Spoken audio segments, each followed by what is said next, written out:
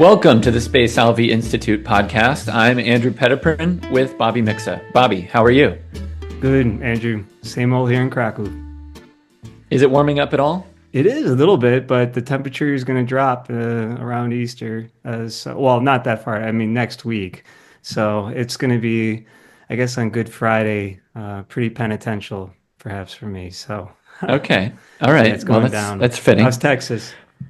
It's good. It was actually cold over the weekend, and now it's warm, really warm again. It's the old if you don't like the weather, wait 5 minutes. But we're doing what we swear we're not going to do, which is talking about the weather, because apparently people are not interested in the weather, but it's something that people talk about all the time. The weather, traffic, there are all these conversation topics that we all talk about naturally. Maybe this is pertinent actually to our topic today. We'll find out, because we have some two interesting guys to talk to today, and we're really, really excited to have a chance to do that. We're talking to Sam Sorich and to Trevor Cribben Merrill. Sam is the director and producer of a new film about René Girard, and the title of the film is Things Hidden: The Life and Legacy of René Girard. And Trevor is the producer of the film, and also is a René Girard aficionado. So I know, Bobby, you and I are both really interested in talking about the film and about just Girard and his thoughts as well, because I think as the film demonstrates, and we'll get into it, I think we're really in a moment, an important moment, I think, with regard to this great thinker. So let's get into it. Maybe let's start with you, Sam. What just to kind of set it up for us, what was the process like of making this film? How did this happen that it came to you to make a pretty substantial, I don't know how else to call it, but a really great, serious documentary about this man, René Girard. How did that happen? Yeah, thanks. And I should say first, the audience can go ahead and watch the documentary because it's free. So if you want to put it in the timestamp or whatever, or like in the comments, they can watch it for free, and then maybe this conversation could be more of context after they watch it. Yeah, and so that's all to say that I've always had a passion for film ever since I was a kid, and I went through a reversion to my faith in college, and it was a kind of a tumultuous time because I had a lot of questions, and kind of the thin layer of my new religiosity when I was a teenager kind of fell through. I had too many. I had a lot of questions that I felt weren't being answered at the time, and I found Girard to be like a safety net for me to remain Catholic and to make sense of the world and make sense of my faith in ways that I wasn't finding anywhere else. So like when you said yeah, there's a moment for Girard now, I think that's true, and I think it's true for young people. Like when I was going through all these things, we have a lot of questions of who we are, who we want to be, what is faith, what's happening in the world, why it seems like it's falling apart. I think these are really serious questions that we try to outsource onto the experts and all this stuff, but everyone has to answer for these existential questions. I think Girard, even though he's this kind of intimidating, in a sense, kind of intellectual figure, I think he speaks directly to every person, and so and that was the case for me. It was a way of looking at my own desires that and reconciling that with the violence in the world, with a spiritual journey towards how to live, I guess.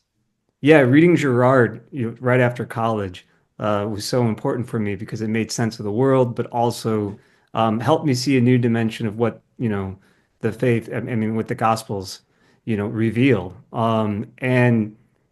But seeing this as a documentary, I mean, I have to congratulate you because it's a really good documentary, but how did you end up being the one to make this documentary? Yeah, so because Girard died in 2015, and it was right around the time that I was really getting into his works. And it was right around the time that I was finishing up my schooling at Illinois State University. I finished with a philosophy degree, but I was also very interested in film. And I went on to get a job at Salt and Light Television in Canada. And so it was a way of it was a project that I always wanted to do. I always wanted to meet Girard, interview him, and do a documentary on him. But as soon as he died, like, okay, I missed my chance to do this like in-person interview.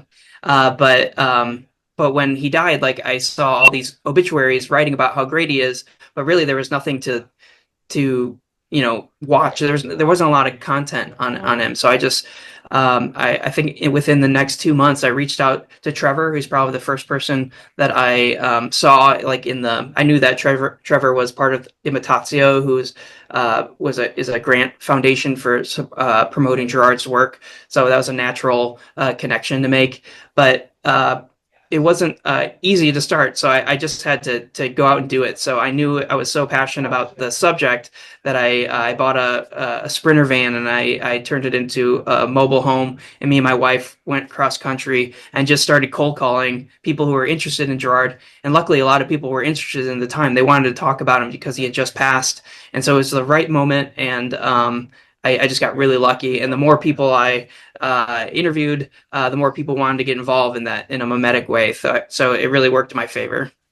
And then eventually, COVID happened, and the project had already died down. I was working on another project, but to get to start it up again about 4 years ago, I reached back out to Trevor, and I had enough material that I think Trevor and his team saw that they could really guide me with what I had already captured and then take it to the end. So me and Trevor worked very closely for the next 4 years crafting the film.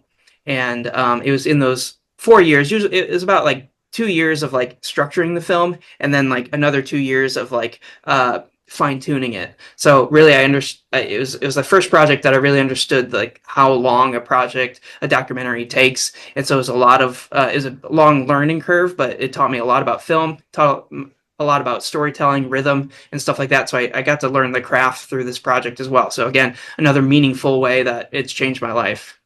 Yeah, that's great. And I want to come back in just a minute to kind of the way that you structured the documentary, Sam. But I think maybe to get you involved here, Trevor, I know you have a PhD in French literature, and I also studied French literature, although not all the way to the PhD level. But I was around a lot of people who are reading literary theory, and who are sort of interested in this question of how we read and what it means and all this sort of thing. And I have to admit, I mean, I read Derrida, I read the structuralists, I read all kinds of stuff like that. I read Freud, I read people who read Freud, etc. But I had never heard of René Girard at all until I met Bobby Mixa, actually. I mean, he's not somebody that I knew about, and yet he's somebody who was very well respected, maybe up to the point of his Christian reversion, or maybe beyond, I don't know, by kind of the literary world.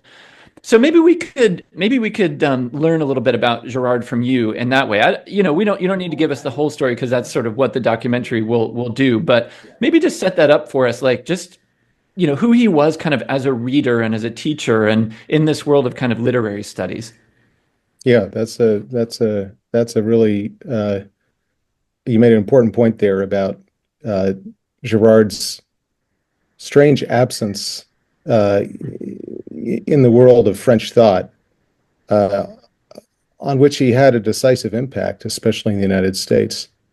So, like you, Andrew, I did study French literature, and I was a doctoral student. I did get my PhD, and I really did that because I wanted to study Girard. I discovered him after my undergrad years, and found his works of literary criticism, in particular Deceit, Desire, and the Novel, his first book, which was published in 1961, to be extremely compelling, both personally and intellectually.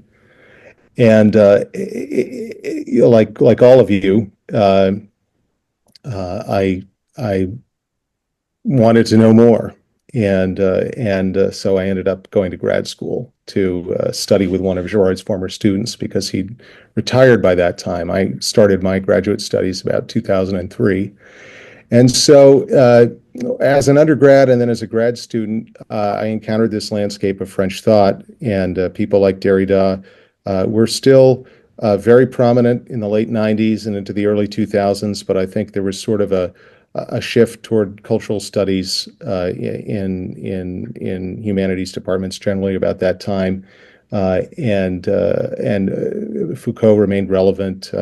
I think Baudrillard is a thinker today who's enjoying a sort of renaissance. And the question is, well, how come Girard, who was writing his books in the 60s and 70s and 80s, who enjoyed a brief but very intense moment of fame in the late 1970s in France when his book Things Hidden Since the Foundation of the World was published to acclaim.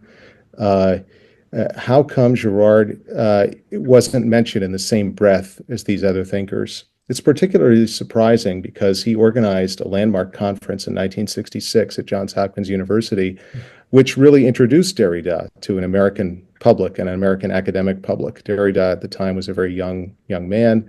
I'm not even sure he had published his first important essays, but within a couple of years of that conference, his name was on the lips of many, many American literature professors. So Girard, I think, was broadly very well received by the French intellectual world when he wrote his first book, which at the time was praised by a couple of important Marxist thinkers who saw his theory of mimetic desire in the modern world as a way of critiquing the modern individualism and modern capitalism. And then his book, Violence and the Sacred, similarly, which, unless you look closely, doesn't have a Christian flavor at all, was warmly received. I think the reception was a little bit more muted than Deceit, Desire in the novels had been. But this was in 1972, and you can find an article in Le Monde by an important French intellectual, and in fact, Sam tracked this article down, and we included it in the film. He included it in the film. And in this article, which is a glowing review of Girard's second book, Violence and the Sacred, the reviewer says, this is the first theory of religion that is truly atheist in nature. It's atheistic. In other words, it doesn't posit the truth of religion, and yet it provides a convincing account of what religion is, where it comes from, and what its function is. And so with those two books, you had a reception among French intellectuals that was warm and that was seemingly contingent on the fact that Girard was not pushing Christianity in any explicit way. And I think many of his readers felt, or even were unaware that he had himself reverted to the Catholic faith in the late 1950s and was a very committed and faithful Catholic, as he would remain so for the rest of his life. Now, in 1978, with the publication of Things Hidden Since the Foundation of the World, which became a surprise hit, it's a 600 and some page book that's actually a dialogue between Girard and two French psychiatrists, though Girard not only wrote many of the answers to the questions that are posed in that book, but also many of the questions themselves. Girard came out with this book as a Catholic, and he was extremely unsparing. He is extremely unsparing in that book in his criticism of Marx and Freud, who at the time were the dominant thinkers for the French literary and intellectual establishment. And Girard at that time would have been friendly at a minimum, maybe even more than friendly, very good friends with Derrida, whom he had helped to launch after all.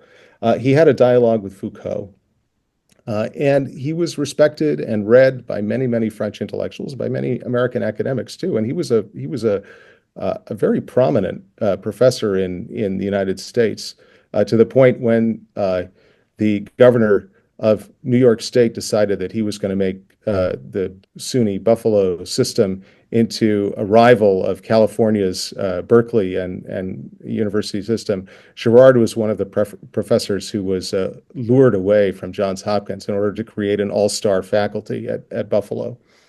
But once Girard came out, so to speak, as a Christian and a Catholic, and did so in such an aggressive way, his reputation among that small cohort of French intellectuals who were very influential, experienced a sort of a sea change, to put it mildly.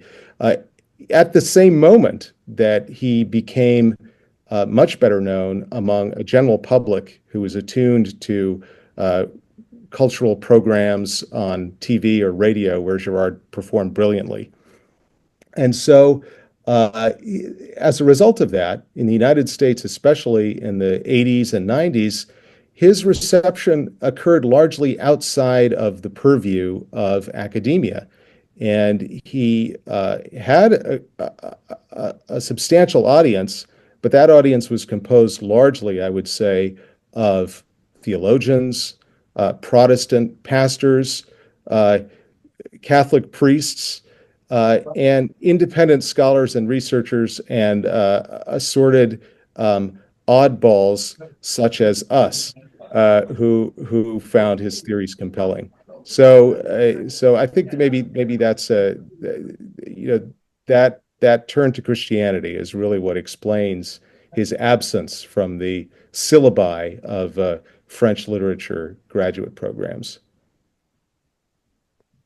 No, I noticed even like I never heard of his name the entire time I was in undergrad.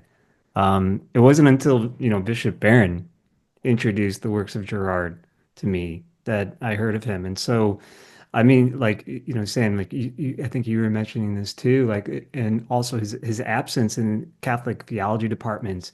Somebody I got to know a little bit after, I never took one of his classes, but at St. Louis University, Grant Kaplan he wrote a book on Girard, The Unlikely Apologist. I think that's the title of it. But Grant Kaplan was the one who I was able to explore Girard with a little bit more. So I'm wondering if maybe now in Catholic universities, they're looking at Girard a little bit more in theology departments. Because when Bishop Barron introduced him to me, that was like in 2009. I think you had a couple books on by what's his name? Gil Bale. Is it Gil Bailey? Yeah. Bailey? Yeah. And then there was some stuff by you had Father James. Is it Allison and some of the others from the Catholic point of view. And I know Bishop Barron's. I think his Michel Corbin, who is his dissertation director, engaged with Girard. But outside of that, I didn't really ever hear of the guy. And I'm just wondering too if the Catholic theology departments didn't accept him, possibly because maybe they thought he was doing like sociology or anthropology. I know some of the theologians were a little bit critical of his accounts of the Gospels. So, what explains that absence maybe in Catholic departments as well? Go ahead, Trevor. I think you can answer this one well. We should bring Grant in to this conversation. We thought of inviting him, but the room would have been a little too crowded. Maybe next time. Grant and I will be teaching a course on Girard this summer together. Oh, nice. Okay. Christie Institute, and so the short answer to that is that I don't really know why Girard hasn't been fully accepted within Catholic theology departments. I'm not a theologian. I do think he has maybe more of a hearing now than he did 20, 30 years ago. And I think it's true even in France. At the time, if Bishop Barron did indeed get his Girard from Michel Corbin or maybe from Cardinal Lustiger, who was one of Girard's buddies, then Corbin probably would have been, I'm speculating here, but he probably would have been in the minority at what they call, the Cateau, the major Catholic university in central Paris, where I don't think that Girard really made inroads until fairly recently. In fact, in 2023, I guess, is that right? The 100th anniversary of Girard's birth. The big International Girard Conference, the Colloquium on Violence and Religion, was held at that Catholic Institute in central Paris, which is the major Catholic educational institution in Paris. That was something of a novelty. And so I think somebody like Grant or maybe Robert, you and Andrew can speak more to Girard's reception in American theological circles. I will say that I recently, with Sam, went to the University of Dallas where we screened the documentary.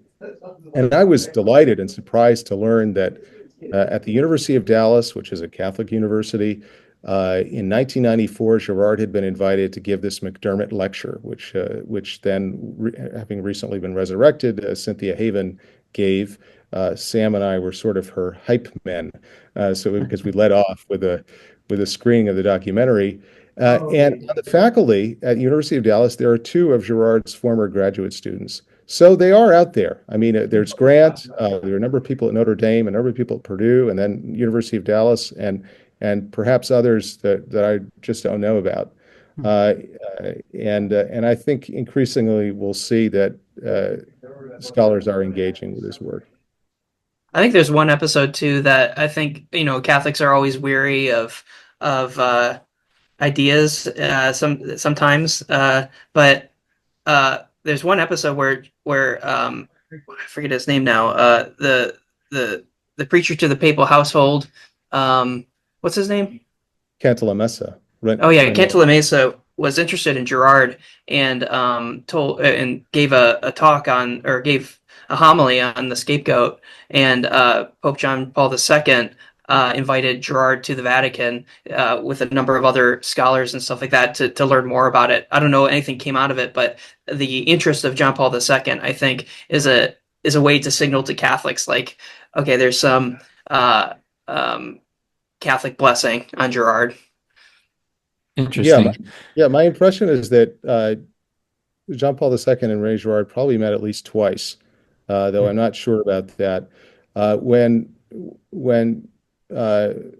John Paul II came to France, and was this in 79 or 80? I can't remember. I think this was the famous occasion on which he asked France if she remained faithful to her baptismal promises. We just talked about that very homily, Trevor, in our last episode. Yeah, I think that was 1980. Yeah. Okay, so the following day, the French media needed to ask somebody to interview somebody about this visit, and at the time, the sort of French equivalent of Tom Brokaw or Dan Rather interviewed René Girard on French television about the Pope's visit, and I believe that René had met him maybe for breakfast or something during that visit, and then yes, Sam, as you mentioned, was invited back to the Vatican. I've also heard that St. Pope John Paul II really liked violence in the sacred, though I don't have any way of asking him if that's actually true, of course, but I've heard that.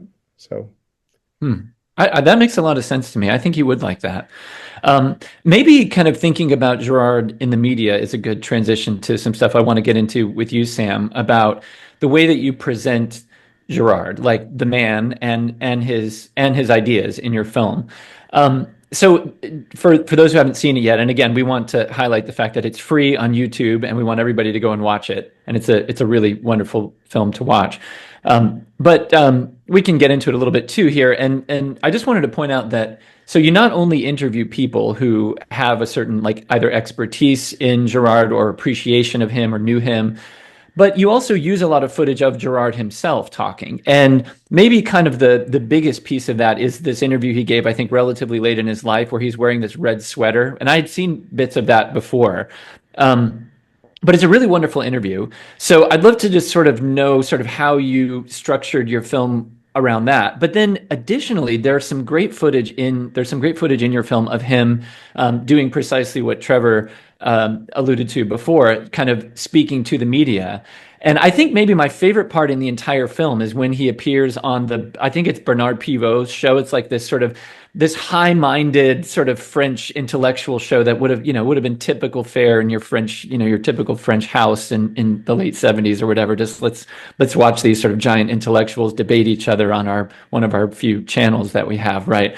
But he's just tremendous on that, and he's so French. He's got the cigarette, and he's just he's like sort of going at it, and it's just terrific. And it gave me a whole new kind of appreciation of him as an intellectual, and that opens my mind to more things I want to say about that. Just the importance of him as an intellectual, and I think that that's something that we need to embrace more. Like intellectualism is almost something we sort of have to do. It's like I believe it's akin to like what Roger Scruton said about conservatism. It's like, you see each other across the room like homosexuals in a Proust novel or something. It's like you sort of like wink at each other like, oh, you're an intellectual? Ah, so am I. Let's not tell anybody or something like that, But anyway, this is a rambling mess. But I'll just throw it to you, Sam, about just kind of the way that you presented this intellectual giant. Yeah. Yeah, not being an intellectual and being a artist, I really had to intuit a lot. I really tried to have the footage. Sounds weird, but like speak to me. Like it's hard to explain. When you're a filmmaker, you're working with material, like a sculptor works with clay, and if you're a filmmaker, you're working with sometimes digital assets, sometimes filmic, celluloid or something like that. And you end up having a relationship with it that it changes your brain. Like so like there were 12, more than 12 hours of interviews. I had to memorize those and use it like an index of like when I needed to find, basically to make, all these connections and stuff like that. So you really ingest it, and it takes a long time to do that. But once it's inside of you, you're borrowing from your intuition to produce it. And so images of Girard, which I had to like look at, stare at pixel by pixel, like every day for, 4 years or more. There were things that I understood about Girard through this medium. Almost, I know even like Derrida talks about media being like ghosts. Like there's like a presence still within in these archival memories in the form of film and stuff like that. So it was like it was scrutinizing the pixels on the screen of Girard, and I could see these like micro expressions, and those were often tells of what is underneath, what's going on. And so that's what I tried to capture, is like I tried to paint a modest portrait of the man and his work, and being led by the footage itself. And it was really cool because there was the Barry footage that you referenced, which is Steve Barry and his son went and interviewed Girard in 2005 on on these mini DV cameras. So it has all the authenticity of that time. Girard really does a great performance, even in that kind of older age. Like he embodies his project, his work. He loves it. He comes alive when he talks about literature, when he talks about Shakespeare, and so that's what, as a filmmaker, you love to see, is like these unconscious representations or like manifestations of something inside. So maybe there's a level of things hidden that the documentary form just presents to us, just as a camera records reality. So I was aware of that. I couldn't really articulate it, but it was there the whole time. And me and Trevor had a fun time trying to discuss what exactly is this, like, what is the documentary form? And we learned over time that, like, it had to be engaging, it had to be fun, it had to be quick, so we started with like, a 4-hour version and a 3-hour version, 2-hour version. We needed to just fine tune, like, when do you turn the corner to a new idea, and what if you do this too early, then it changes the whole beginning. And so that was just the the creative pleasure of making the doc is like how intricate film is. Every time you make a decision, the whole thing is reset. On the one hand, you're making a film about an interesting man, and there are great parts in it, right, where his son speaks, his wife speaks, people who knew him and kind of were professors with him in different universities and that sort of thing. But you also want clearly in your film to present these ideas of kind of mimetic desire and these the scapegoating stuff, all of that. So it's kind of like an intellectual biography. It's a complex story to tell, I think. And I think that you do it really well, both kind of telling the story of the man and not only the kind of the pedigree of like sort of his ideas, but also kind of pushing forward to the legacy of those ideas.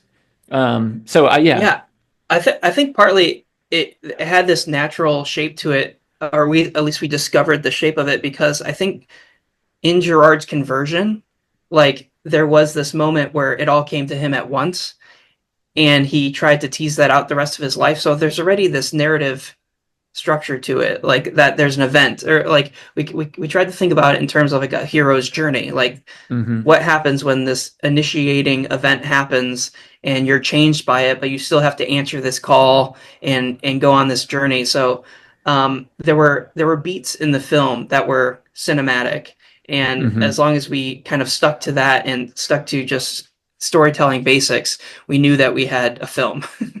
Yeah. I really liked it how you get at that where it's like it came to him all in like one moment.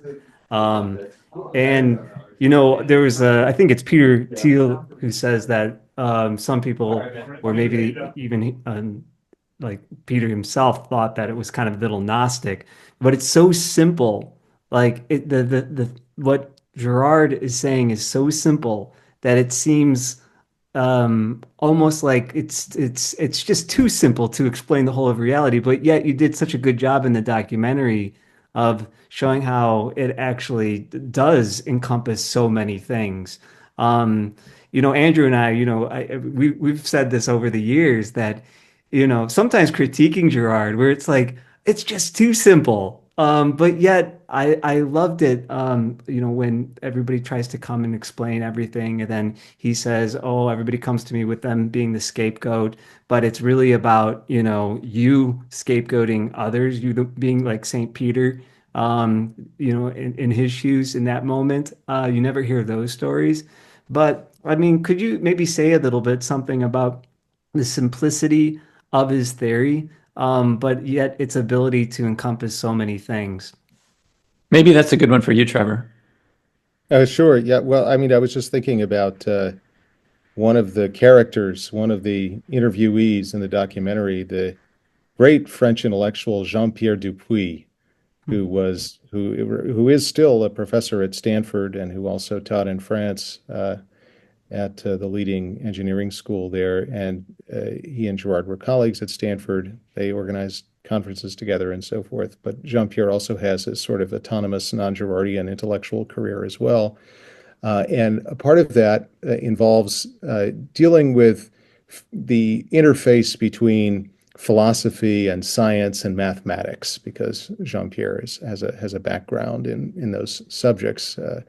And he would often say of Girard's theory that it was morphogenetic, in the sense that it was capable of generating tremendous complexity out of a very simple kernel. So I think it is at once extremely simple. The basic insight is so simple that it was articulated more than 2,000 years ago already by Aristotle. Man is different from other animals in as much as he is more imitative than they are. But from that kernel, Girard manages to construct this incredible edifice, this whole cultural theory. And you could say that even there, the core idea of this amazing cultural theory that purports to explain everything from hominization, in other words, the genesis of human being and human culture, to the sort of anthropological meaning of apocalypse. Even there, the central idea is somewhat simple. Scapegoating is actually a colloquial word, And Girard's efforts are really mostly concerned with bringing out the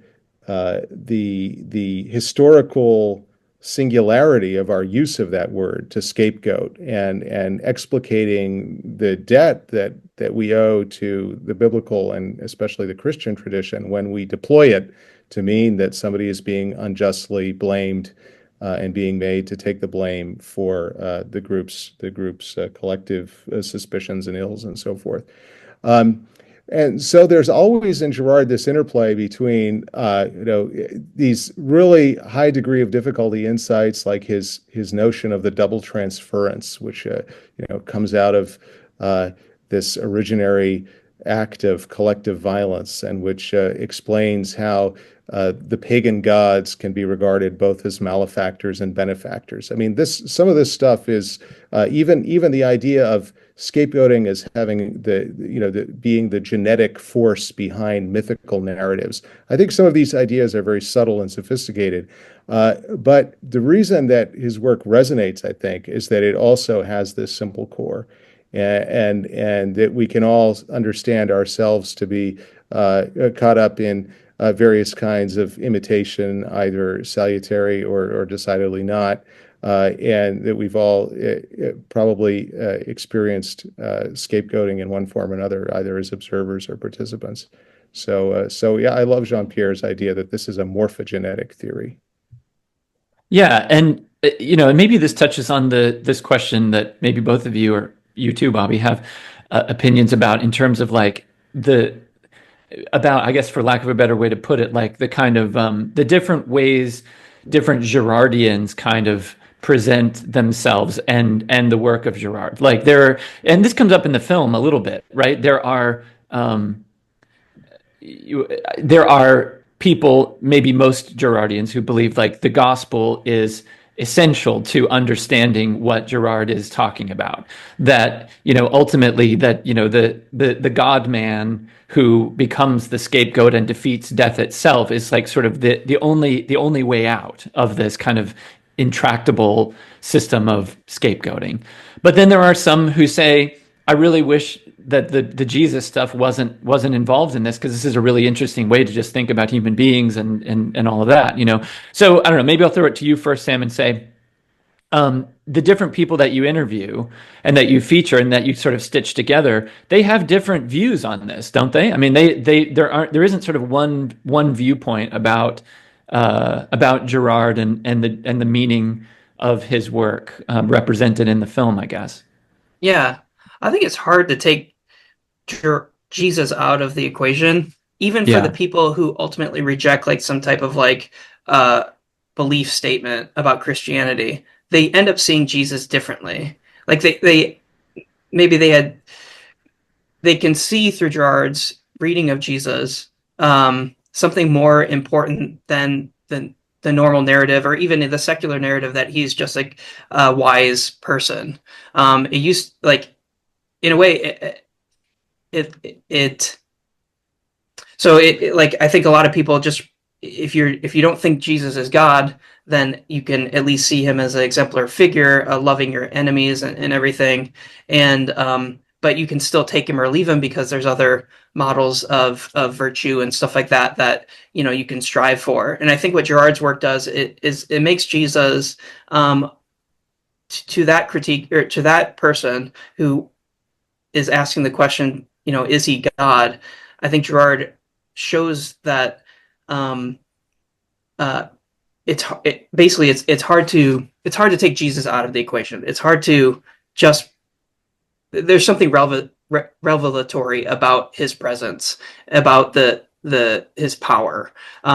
It makes it less easy to ignore Christ. So even if they remain atheists, they do see Jesus in a new way. I don't know if that makes sense. Well, I mean, yeah, and maybe Trevor has a thought about this, but I'll just follow up to say, I mean, at the end of his life, Girard basically was asked, where's, is there hope at all? And his answer was basically yes. It's to be Christians, to live as Christians. I mean, there really is no other way. And so I guess I wonder if people who like Girard but who aren't believers, I don't know what they make of that. I mean, I wonder if they would say something like, well, no, there must be some other way. I mean, there's some way to kind of live, to look to Jesus as someone who had a message that we can kind of use, in some way to kind of not be so violent or whatever that may be. I don't know. Just Well, wondering that's about that. I that. guess that's to my point is that it's hard to take Yeah. Jesus out of the equation in Yeah. apocalyptic times where Yeah. maybe the wager is nonviolence to imitate Christ in nonviolence or to participate and contribute to it. I think this kind of like the escalation of violence in our time really poses the question. Maybe there is no other way. Maybe Jesus is the prerequisite for peace on earth. Yeah. Trevor, do you have any insights into that? Well, I mean, I work with people who are doing intellectual work on Girard who are not Christian and I'm not even sure what the status of their faith is, whether they have a belief in anything. Um, but their work is wonderful. And Girard had a lot of friends who didn't share his faith and for whom he had a lot of respect intellectually.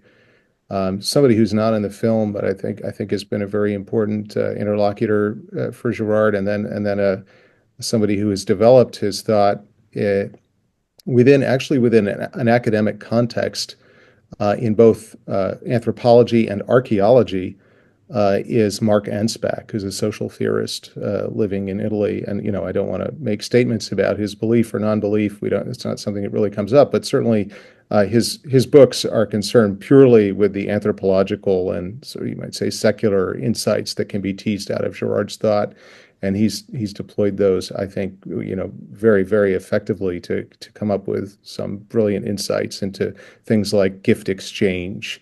Or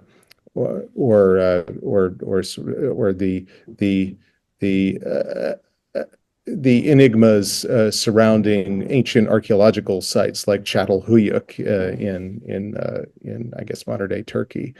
So I do think that Girard's ideas can be fruitful for people who are not believing Christians. I think for Girard, my sense has always been that he had this path of conversion that happened because he had discovered something about the European novel that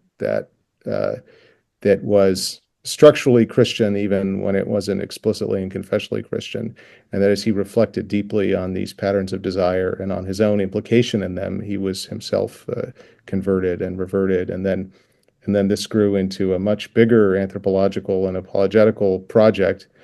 And my sense has always been, though again, this is just my idea, that he was writing to help others follow that path.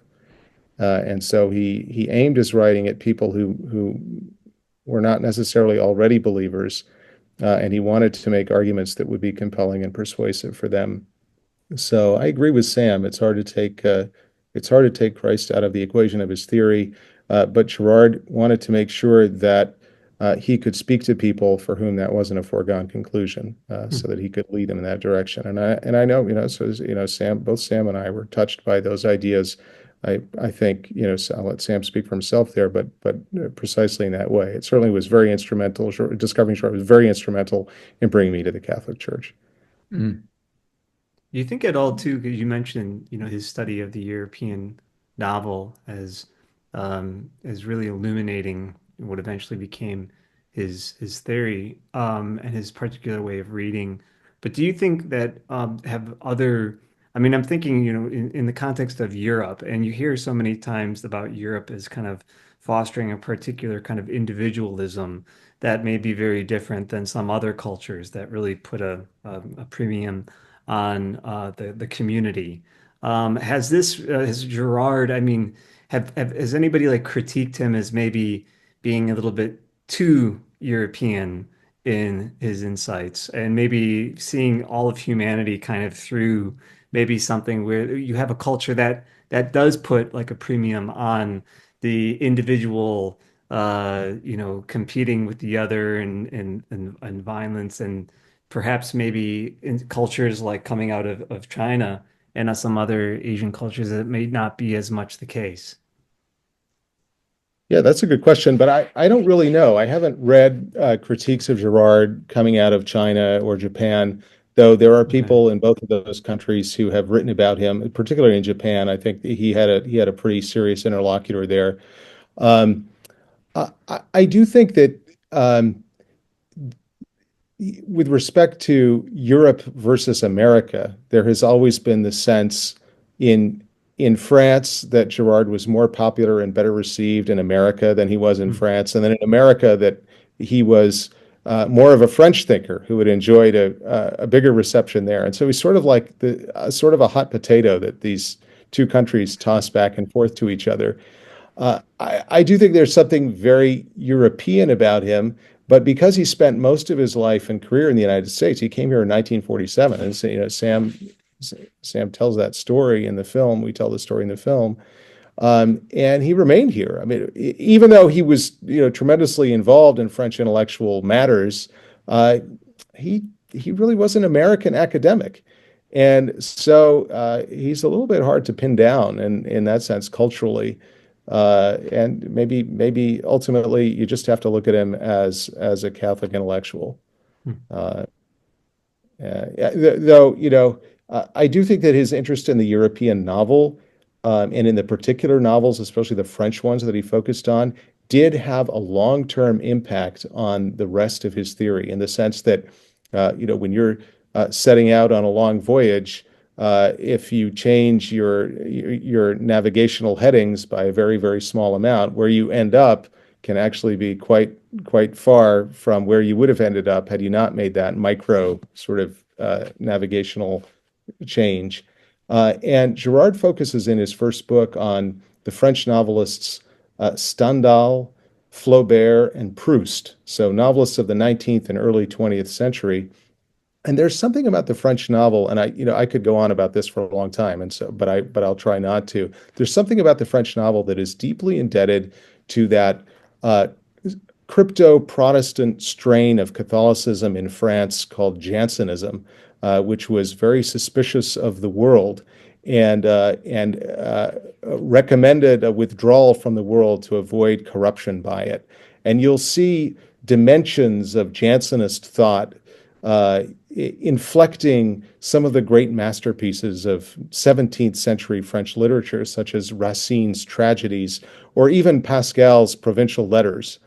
And I think that uh, somehow the idea implicit in novels by Stendhal and Flaubert that the world is a place uh, of mimetic desire and mimetic competition, and that to escape it, you have to withdraw. That, I think, colored Girard's theory. And he himself, in some interviews, would refer jokingly, but with, I think, an undercurrent of seriousness, to his Jansenist leanings. Hmm. So maybe in that sense, there's a kind of European cast to what he was doing. I don't want to overemphasize what I've just said, but it is something that is striking. Yeah, it occurs to me. I mean, well, maybe we could talk about his legacy. I could throw this to you, Sam. I mean, the comparison, maybe in my mind now, from what you just said, Trevor, to someone like Pascal is interesting. The figure of Nietzsche, though, comes up in the film sometimes as this sort of great 19th century figure who then became intellectually this powerhouse of the 20th century, right? So it's like there are these figures that kind of look forward. And I don't know, I think of the more I read Pascal, the more I think we should pay more attention to Pascal. Like and so I don't know where I'm going with this except to say like maybe Girard is it comes up in the film that he's a 20th century man who's sort of for the 21st century and maybe has certain insights like maybe a figure like Pascal had in his day. that are sort of different, I would think, than some of the rest of the intellectual current that came to be very, very powerful afterward. I don't know where I'm going with that, except maybe to just talk now about his like. Go ahead, Trevor. Yeah, I'm No, probably but running I want to roughshod bring up here. the thread. I think Girard really loved Pascal, and I think he Okay. thought the idea of divertissement, diversion, distraction, was very, very powerful, and in some way linked to Girard's own understanding of mimetic desire. And obviously, Pascal's notion of divertissement, diversion, distraction, nothing could be more relevant to our contemporary world and to its predicaments than that. And so, yeah, Pascal is overdue for some rehabilitation, and I think I've seen some signs of that recently. It sounds like maybe you and Robert have been engaging with him. And then recently, I think there was a very good article in First Things that was an attempt to rehabilitate Pascal's wager. Yeah. So that connection between Girard and Pascal, I think, is you're absolutely right to point it out. Yeah, and I'll just say while we're on this topic, why not? Yeah, I mean, Pierre Manon wrote a wonderful book about Pascal that hasn't been translated yet into English, but I don't think it has anyway, but incredible book, I think. And I guess what I meant before was, someone like Descartes, I mean, he becomes the dominant figure, right? And Pascal, not so much. And now I'm hoping that maybe like we're reevaluating that and thinking maybe Pascal's kind of got a lot to offer.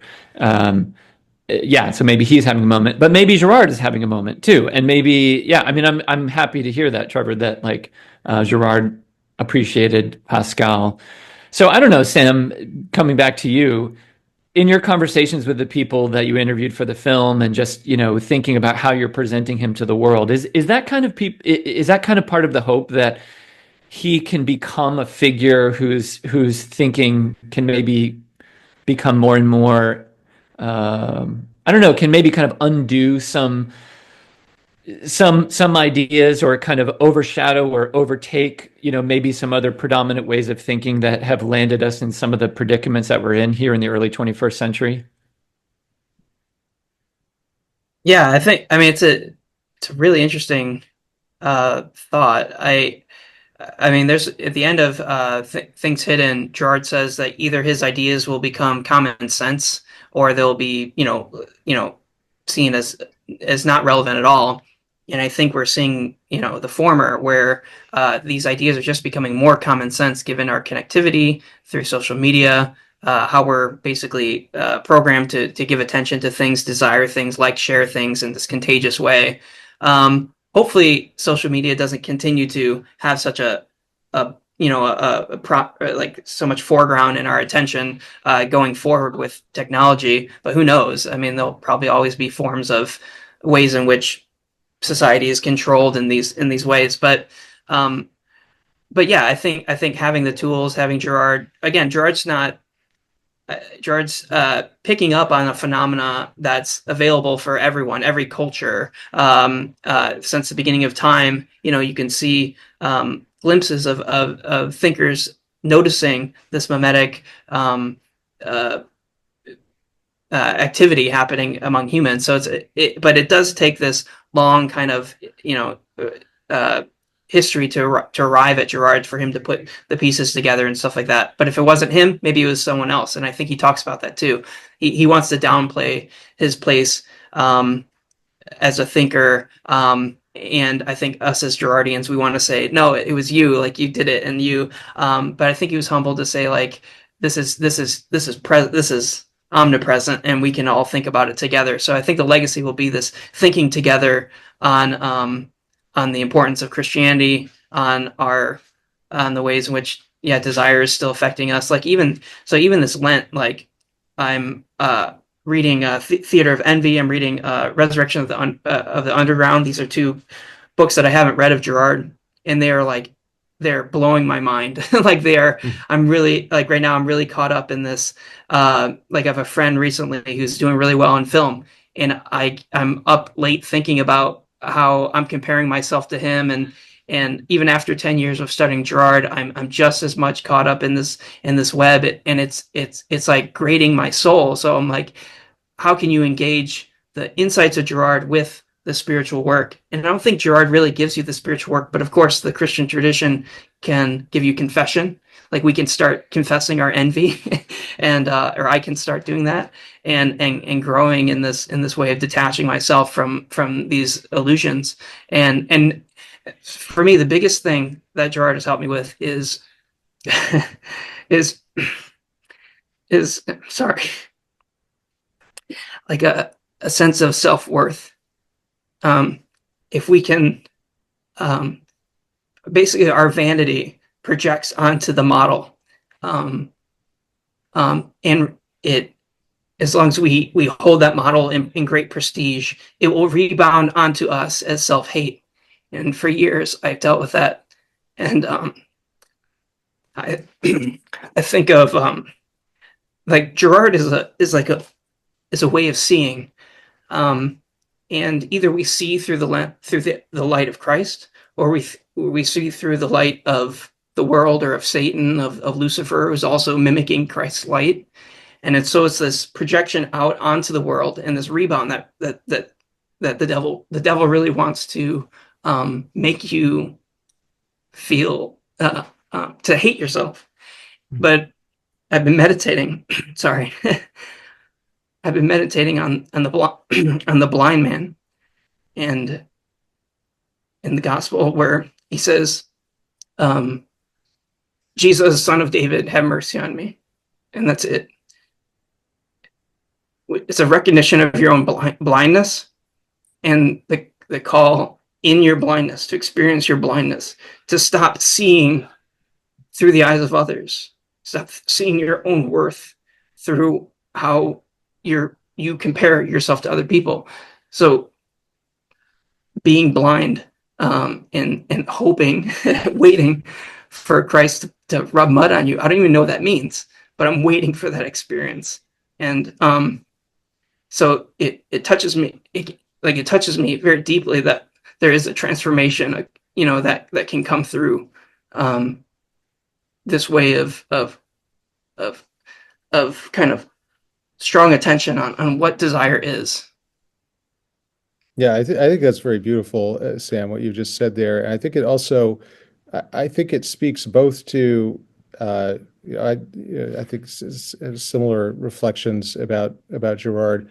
I agree with you, Robert, that this is not a Gnostic theory, but it can be taken in that direction. And I think with Sam's emphasis on the sacraments is really important. I don't want to get too much into it, but if I had sort of one critique to make of Girard, and it comes out of my experience writing or trying and failing to write novels, it's that it does have a totalizing cast to it, and it is intensely intellectual. And in a way, maybe it's good to be like Sam and sort of be an artist first when you come to this, so that it doesn't dominate your thinking to too great a degree. But I really became interested in Girard because I wanted to be a writer, a novelist, and I found that his theory was so powerful that it almost became an impediment to that.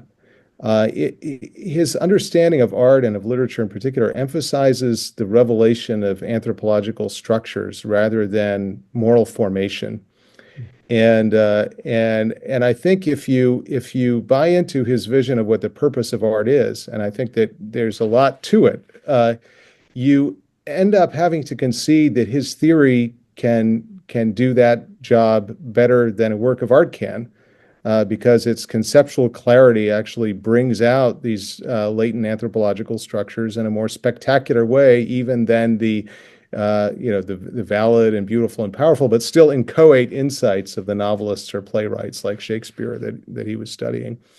And so I do think that we have to bring a sacramental understanding of reality and a sacramental understanding of the faith to bear when we're dealing with Girard, and that absent that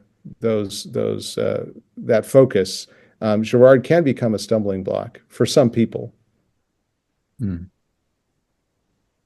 Bobby, any final questions before we wrap I up? just no, this was great to hear, and really touched, particularly Sam, about your testimony, because sometimes teaching high schoolers, I try to bring in a little bit of at least what I understand of Girard into the classroom and history. When you're going over all these events in history, we do the French Revolution actually today.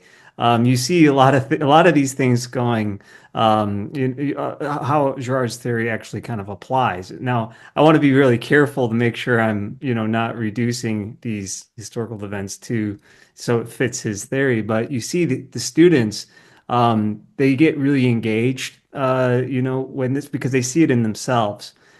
So what you said with the envy and all of this other stuff, they're really, really, kind of attuned to that. I don't, it's a secular school, so I don't, bring in the gospel, but it makes it a lot easier when you do have to eventually get to, the role of Christianity, and shedding light on this stuff. But I have to just mention this because Cynthia Haven is in the documentary, and I met Cynthia, in Krakow in a great cafe to talk mainly about Czesław Miłosz, but we talked about René Girard as well.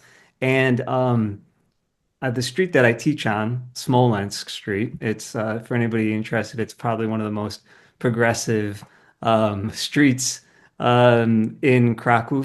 It's just a very interesting street, and there's a great, actually, little English American bookstore there. With if you really are interested in your Karl Marx or other kind of cultural criticism, that's the place to go. But the first book that I saw yesterday walking in was the new book that was, I think, edited by Cynthia Haven, with the collection of writings and maxims of René Girard. So who knows? I mean, I know in Poland, our good friend Michał Łuczewski is a great fan of Girard, and he's a sociologist. But I always look in a bookstore to see if they have the works of Girard translated into Polish yet, and I have not found a book yet. So maybe someone in Krakow is going to lead, this great translation project of Girard, and then Poland will become, indebted to Girard's legacy. So, no, this is great. So I was so happy to see Cynthia in that documentary, and she's such a lovely lady. Yeah, she's been really instrumental in, I think, bringing Girard to some new audiences, particularly that sort of belletristic audience of people who are generally interested in culture and who might read the Times Literary Supplement or the New York Review of Books, but maybe had not really been exposed to his thought. So, and I think she does a wonderful job performing the documentary. Sam, one thing, I'm not even sure we ever talked about this, but one of the locations where you filmed her uh, has this huge chessboard with giant chess pieces in the background. Right. What was that? It's such an intriguing setting. It was just an Airbnb that I had to find a spot next to her house, but it had a little bit of like that dual rivalry stuff that I thought was would make a good set piece. So yeah.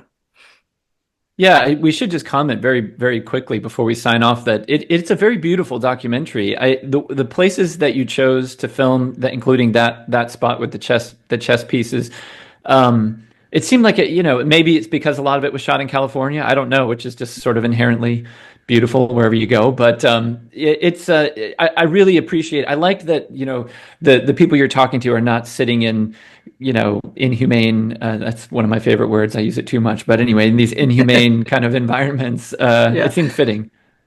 Thank you. Yeah, I really appreciate it. Yeah, it was really fun to make, and now it's in a medium that we can make translations in Poland or Russian or Chinese or whatever, and it can kind of be diffused. So we're working on that, trying to get the subtitles out. But yeah, what really helps is people sharing it, talking about it, and yeah. So thanks for this opportunity to share it. Yeah, but two things. First, Andrew, I was so happy that you mentioned Pascal because we just taught My Night at Mods in my class.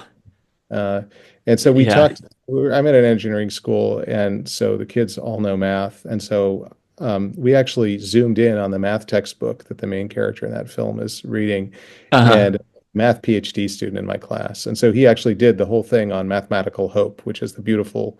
Wow. That's what it is in French. It's l'espérance mathématique instead of just expectation. And so, so it was fantastic. And I don't know if Girard ever saw that film, but there's there's some resonances there. And I then, just the other chapter- night. Go Yeah. ahead. Go ahead. No, I was gonna say there's No. a chapter on Pascal and Girard in the new Girard in Western philosophy too. If you want to look more oh yeah, closely. that's right. Yeah. That's a good point, Sam. I'll definitely check that out. I'd like to read that too. Pascal is another one for me who is like kind of late have I loved thee thing. I mean, I did all this French stuff and I never read Pascal, honestly, until like the last 5-6 years or something. And now I'm enthralled with, I think he's just terrific. And yeah, My Night at Maud's that was probably why I wanted to read Pascal, was because of that movie. There's an interesting critique of Pascal embedded in that film too. I've written about that actually. Yeah, I mean, it is a critique. I mean, and precisely on the Jansenist question, right? Because he slaps the table and he says, "This is good." He's pointing to the wine. Like, I'm not a Puritan. Like, and he says to Maud actually, if Christianity is just about rules, then I'm an atheist, right? Yeah. But at the same time, he does actually kind of take the wager, right? I mean, he really does. Kind of like he's sort of trying to, he understands there's another way and he's not going to take it, So, yeah, I don't know. There was an interview with somebody who had worked at Palantir recently. No, it wasn't an interview. It was some kind of post. It's probably searchable on Google. You probably find it.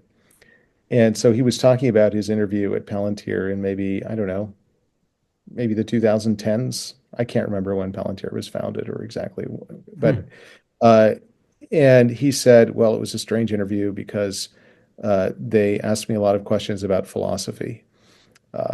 So we talked about, to get a job at Palantir. My gosh, we talked about Plato and Aristotle and René Girard, and then in parentheses he says, then unknown, now a cliche. Like having to teach Girard is another animal, so I'm getting so much more out of it than making a movie on it, reading it, and so like it really is like Midsummer Night's Dream is like we're all on this midsummer night where the rivalries are the companies that we used to work for or whatever, like we're flipping back and forth in this storm of passing the oscillate, like, so basically like what really like got me on fire was that he has a theory of cinema, or not in Theater of Envy, where he talks about the production of monsters. So like the myth, the kind of like the animal like symbolism in Midsummer Night, and then how basically the model, you're oscillating between praising the model, being they're a god to you, and then that shrinks you into being a worm or a beast or a dog. And Shakespeare is basically showing us like basically how this mimetic rival between the four lovers is producing the monsters that are in the play, and basically all of myth, if you take it seriously, how the oscillation between the divinity of the model obstacle, and then the pain that you receive from them goes back and forth as you compete with them. So it's actually just fascinating. But he uses cinema to explain it, and I think it's brilliant. But yeah, I think that's my favorite book of his is Deceit, Desire, and the Novel. But I think his literary books are fantastic because he loved literature so much, and A Theater of Envy is a complete statement of his thought, and it has the added value of offering this mind-blowing interpretation of Shakespeare. So you have perhaps the most iconic cultural figure of all time, and he's saying, actually, he had all of the same ideas I did, and he understood them explicitly, and he played with them in his theater. But isn't that your point about art? Whereas like the theater explicitly isn't explicit in Shakespeare, but we raise Shakespeare we still recognize the value of the theater, of art, right? Trevor, like, does that still apply? Yeah, it's interesting. I mean, another thing that Girard does in A Theater of Envy is to sort of explode the myth of the romantic artist who is not an intellectual. His contention is that Shakespeare was a profound and brilliant intellectual, and that was one of the things that made him a great artist. Um, I do think that Girard's theory, if you take it seriously, and you should take it seriously, is poses a threat to cultural and artistic undertakings. Um, and not just for the reason that I mentioned, but I think that there are some deeper reasons. Girard himself was very interested in art and culture. He organized an exhibition of paintings with Picasso and Matisse when he was in his 20s in Avignon. He was there at ground zero for the founding of the Avignon Theater Festival. He fell in love with one of the actresses who was performing in a play by a great Catholic playwright, and had a relationship with her. She went on to become actually a very important actress in French culture in the subsequent decades. And then he also was working on a novel for several years when he was at Indiana. And he continued to work on it until he got tenure at Johns Hopkins. So when he started to build his theory, I don't think he was repudiating any of that cultural background or that interest in becoming an artist. But there is a sense in which some of the statements he makes in his books about his theory being the continuation or the extension of literature suggests that there's a kind of agon there that he wasn't alone in participating in the 60s and 70s. Think about Roland Barthes, who also had a novel in the works, and who wrote an essay on the death of the author, or Michel Foucault. So there was a kind of sense that the author was losing his authority as this sort of patriarchal, phallocentric representative of social authority in the political community, and that the radical interpreter who was going to be able to scramble everything up and sort of come up with these novel new ways of understanding literature and culture was going to take the baton from the author and run with it. And so I think Girard very much participates in that trend. But in a way that is, to me, is much more interesting than Foucault or Barthes, though I think Foucault is very, very interesting. So I think there's a sort of I think there's a danger to the arts in making Girard the intellectual figurehead. It's funny you say that real quick. I think that's good. I think that's good. I think that's actually part of what makes his theory interesting. I've been thinking a lot about this lately, Trevor, because I've been trying to write a novel myself, and I got to this point like last year where I was just feeling so sick of my own writing, like my own kind of analyzing and stuff like that. And I felt like I don't want to do this anymore. I still am, I guess, but sometimes. But I thought I need to try to write a novel, and I'm loving it. I mean, I'm loving it, but I also feel really self-conscious about it because I think I'm writing a character or something, and I'm thinking like I wonder if Girard would just rip to shreds this person's motivations, like or whatever. But it's good. I'm trying to get over that and just be like, you know what? Who cares? I don't know. Well, I mean, but again, like you have to think about what is the purpose of art? Yeah. Right. What are we actually trying to do? I thought, Sam, a couple of things that you were saying earlier about like the aura, the ghost in the image. The intuitive sense of sort of that certain gestures or facial expressions, or even just something even that's even harder to define than those things, deserve our attention, and that they're criteria of selection that are just as valid, say, as a sort of a clear explanation of a concept. Looking into Girard's theory and finding the sort of quasi, I mean, that's a very Deleuzian moment in Girard's theory when he's talking about the production of monsters in a Midsummer Night's Dream.